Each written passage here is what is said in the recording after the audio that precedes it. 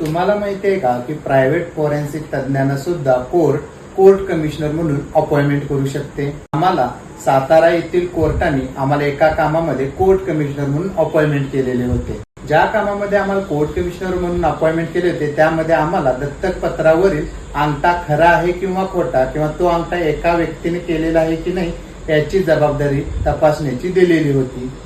आम्ही fingerprint examination करत असताना त्याच्यामध्ये फिंगरप्रिंटचा पॅटर्न, फिंगरप्रिंटचे कॅरेक्टरिस्टिक्स आणि त्याच्यामध्ये कोणती मेथड्स आहेत याचा आम्ही अभ्यास करतो आणि त्यानंतर त्याचा फॉरेन्सिक अहवाल म्हणजे फिंगरप्रिंट फॉरेन्सिक रिपोर्ट बनवून तो कोर्टामध्ये आम्ही सादर करतो।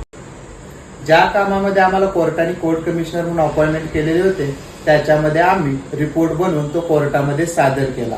आता आपण पुढील भागामध्ये पाहणार आहोत की आम्ही त्याच्यामध्ये चिप आणि क्रॉस कशी दिलेली आहे। अशाच भन्नाट फॉरेन्सिकच्या माहितीसाठी आमच्या चॅनलला फॉलो करा। धन्यवाद।